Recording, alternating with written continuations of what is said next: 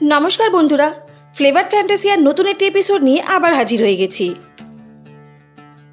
आजकेर एपिसोडे आपनादेर जानाबो बेनारसे अवस्थित रामनगर फोर्टेर इतिहास। रामनगर फोर्ट कोथाय अवस्थित, किभाबे जाबेन, फोर्टेर प्रवेश मूल्य, की देखार आछे सबकिछु जानबेन एई भिडियोर माध्यमे। ताहले चलुन आर कथा ना बाड़िये आजकेर एपिसोड स्टार्ट करा जाक।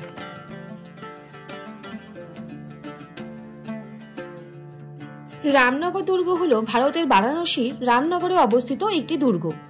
एटी गंगार पूर्व तीरे तुलसीघाटेर विपरीते अवस्थित। दुर्गटी गंगा नदीर पूर्व डान तीरे वाराणसी घाटेर विपरीते एकटी मनोरम स्थाने अवस्थित। वाराणसी थेके 14 किलोमीटर एवं बेनारस हिंदू विश्वविद्यालय थेके 2 किलोमीटर दूरे नवनिर्मित रामनगर सेतुटी अवस्थित। सेतुटी निर्मित हওয়ার साथे साथे बीएचइউ थेके दुर्गे पौঁছাতে मात्र 10 मिनट समय लागे। वाराणसी दशाश्वमेध घाट থেকে নৌকায় দুর্গে যেতে প্রায় 1 ঘন্টা সময় লাগে। বেলে পাথরের তৈরি এই স্থাপনাটি 1750 সালে কাশী নরেশ মহারাজা বলবন্ত সিং নির্মাণ করেছিলেন। দুর্গের বর্তমান রাজা এবং বাসিন্দা হলেন অনন্ত নারায়ণ সিং, যিনি বেনারসের মহারাজা নামেও পরিচিত। যদিও 1971 সাল থেকে এই রাজকীয় উপাধি বিলুপ্ত করা হয়েছে। দুর্গের ভিতরে একটি সুসজ্জিত বাগান রয়েছে যা প্রাসাদে যাওয়ার পথ তৈরি করে।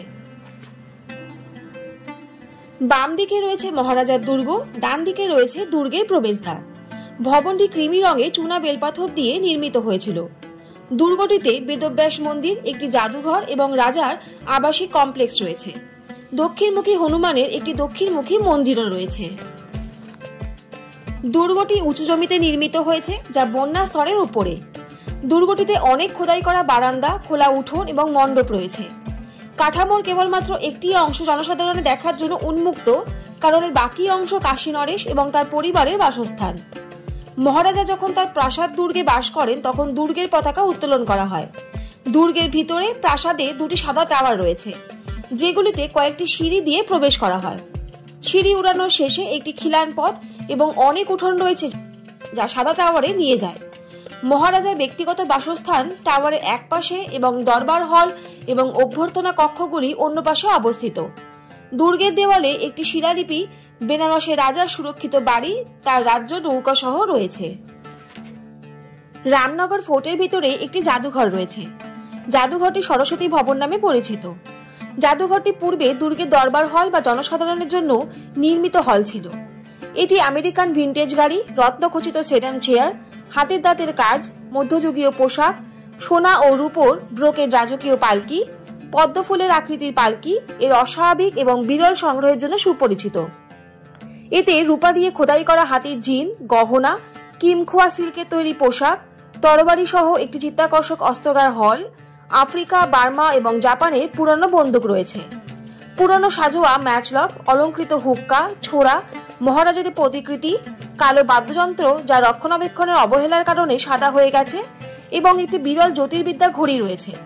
এই ঘড়িটি কেবল সময়ই নয়, বছর, মাস, সপ্তাহ এবং দিন এবং সূর্য, চাঁদ এবং অন্যান্য গ্রহে জ্যোতির্বিদ্যার বিবরণও দেখায়।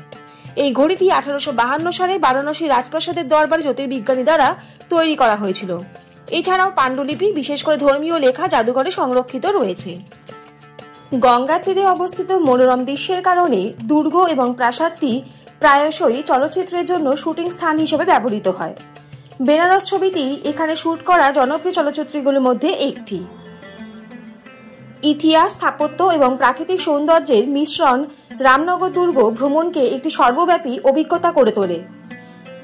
এটি ভ্রমণের সেরা সময় হলো, যেহেতু আবহাওয়া খুবই মনোরম, তাই শীতকাল হলো রামনগর দুর্গ পরিদর্শনের জন্য বছরের আদর্শ সময়, মানে বলতে পারেন অক্টোবর থেকে মার্চ। উপরন্তু এই মাসে স্থানীয় উৎসব অনুষ্ঠিত হয়, যা ভ্রমণের জন্য আদর্শ সময়। রামনগর ফোর্ট খোলার এবং বন্ধের সময় এটি প্রতিদিন সকাল 10টা থেকে বিকেল 5টা পর্যন্ত খোলা থাকে। এবার আসি প্রবেশ ফির কথায়। রামনগর ফোর্টের প্রবেশ মূল্য ফ্রি, কিন্তু মিউজিয়ামে এন্ট্রি করতে হলে ভারতীয়দের জন্য 80 টাকা, বিদেশিদের জন্য 200 টাকা। রামনগর ফোর্টের প্রতিদিন সকাল 10টা থেকে বিকেল 5টা পর্যন্ত খোলা থাকে এবং এর মধ্যেই কিন্তু আপনাদেরকে প্রবেশ করতে হবে। এবারে আসি কিভাবে পৌঁছবেন। বিমানপথে যেতে হলে রামনগর দুর্গের নিকটতম বিমানবন্দর হলো লাল বাহাদুর শাস্ত্রী আন্তর্জাতিক বিমানবন্দর। রামনগর দুর্গে পৌঁছানোর জন্য আপনি ট্যাক্সি ভাড়া করতে পারেন অথবা বাসে যেতে পারেন। ট্রেন পথে যেতে হলে নিকটতম প্রধান রেল স্টেশন হলো বারাণসী জংশন, যা ভারতের বিভিন্ন শহরের সাথে সুসংযুক্ত। এছাড়া সড়ক পথে যেতে হলে রামনগর দুর্গ সড়ক পথে সুসংযুক্ত এবং গাড়ি, ট্যাক্সি বা বাসে করে পৌঁছানো যায়। তাহলে আজকের এপিসোডটা আপনাদের কেমন লাগলো অবশ্যই কিন্তু কমেন্ট করে জানাবেন। আর যদি ভালো লাগে তাহলে চ্যানেলটা please like, share and subscribe করতে ভুলবেন না। আর পাশে থাকা বেল আইকনটা অবশ্যই প্রেস করে দেবেন, যাতে এরকম ইনফরমেটিভ ভিডিও আপনাদের কাছে সবার প্রথম চলে যায়। সবাই সুস্থ থাকুন, ভালো থাকুন। অনেক ধন্যবাদ পাশে থাকার জন্য। দেখা হচ্ছে নেক্সট কোনো ইনফরমেটিভ ভিডিও নিয়ে। ততক্ষণের জন্য টাটা।